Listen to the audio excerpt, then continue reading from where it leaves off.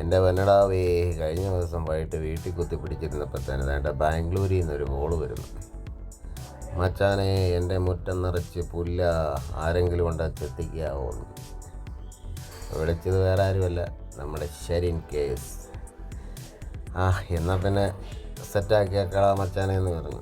അപ്പോഴാണ് ഇവൻ്റെ കാര്യം കൊടുത്ത ഈ ഒറ്റയ്ക്ക് വഴി വെട്ടി വരുന്നവൻ ചാക്ക്. ഇവനെ എല്ലാവർക്കൊക്കെ അറിയായിരിക്കും. താന്നുമുടുകാരനാണ്, ഹെവി വണ്ടി ഡ്രൈവറാണ്. പിന്നെ നമ്മുടെ കൂടത്തെ പെയിൻറ്റിങ്ങിൻ്റെ പരിപാടിക്ക് വരും. അത്യാവശ്യം എല്ലാ പരിപാടിയും ജീവിക്കാൻ വേണ്ടി ചെയ്യുന്ന നാട്ടിലെ നല്ലൊരു ചെറുപ്പക്കാരൻ, സുന്ദരനും സുമുഖനും സുശീലനുമായ ചാക്കണ്ണൻ്റെ വയറ് കണ്ടാലും കൊതി വേണ്ട. ഇത് ഞങ്ങൾ തൃശ്ശൂർ പുലികളിക്ക് വേണ്ടി വെച്ചേക്കുന്ന വളർത്തിക്കൊണ്ടിരിക്കുന്നേ ഉള്ളൂ. ചാക്കണ്ണ എന്നാലും മെഷീനൊക്കെ സെറ്റ് ചെയ്യാനായിട്ട് അങ്ങ് തീരുമാനിച്ചു.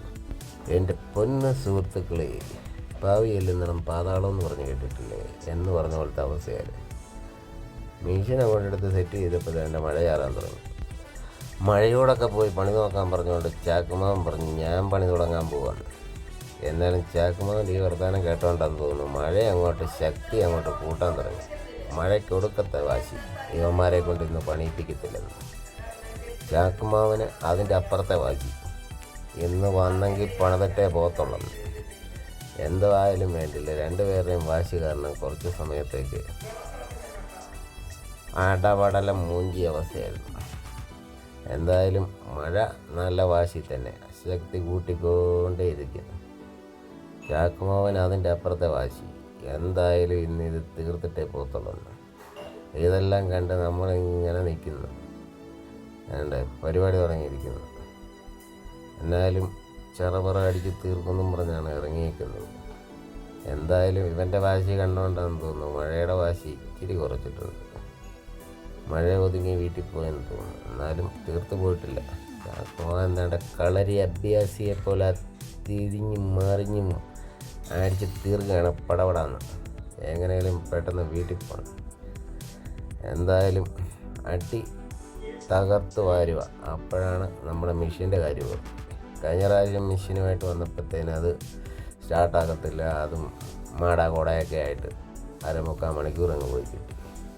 എന്തായാലും വാരിക്കളയാൻ പറ്റത്തില്ലാത്തതുകൊണ്ട് ആശാനിപ്പോൾ ചെയ്യുന്ന പരിപാടി എന്ന് ചോദിച്ചു കഴിഞ്ഞാൽ 2-3 മടക്കൊക്കെ ആയിട്ട് പുല്ലിനെ തകർത്തിരുന്നത്. അത് നമ്മൾ ചെറുതായിട്ട് കിടക്കുമ്പോഴത്തേന് കുഴപ്പമില്ലെന്നുള്ള കണക്ക് കൂട്ടലാണ്. എന്തായാലും ഒരു കണക്കിന് നോക്കിക്കഴിഞ്ഞാൽ ചള്ളയാകത്തില്ല, നല്ല വൃത്തിക്ക് പണി തീർത്ത് വരുന്നുണ്ട്. മഴ എന്നാലും ശകലം ഒതുങ്ങി പോയിട്ടുണ്ട്. അപ്പോൾ ഈ വീഡിയോ എടുക്കാൻ തന്നെ മെയിൻ കാരണം, അപ്പോൾ ഇതാണ് നമ്മുടെ ചെങ്ങിൻ്റെ ഹോം സ്റ്റേ. ഈ ഹോം സ്റ്റേ എന്ന് പറഞ്ഞാൽ കട്ട മണൽ സിമെൻ്റ് ഇതൊന്നും ഉപയോഗിക്കാതെ ബി ബോർഡ് കൊണ്ട് മാത്രം ഉണ്ടാക്കിയിരിക്കുന്നൊരു ഹൗസാണ്. അപ്പോൾ ഇത് 2 നിലയായിട്ടാണ് പണിതേക്കുന്നത്.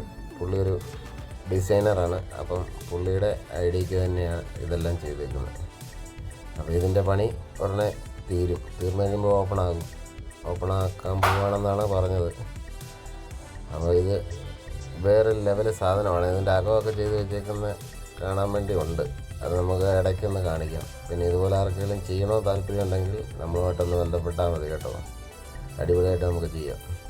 അപ്പോൾ എന്തായാലും മെഷീനൊക്കെ ഒതുക്കി വെച്ചിട്ട് ചാക്കണ്ണം എൻ്റെ കൈപ്പണി തുടങ്ങിയിരിക്കുകയാണ്. കൈപ്പണി തുടങ്ങിയ സമയത്ത് നമ്മളിനി മീഡിയം പിടിച്ചിട്ട് കലിപ്പ് സീനാകുന്നതിന്. എല്ലാവർക്കും okay, bye bye, see U.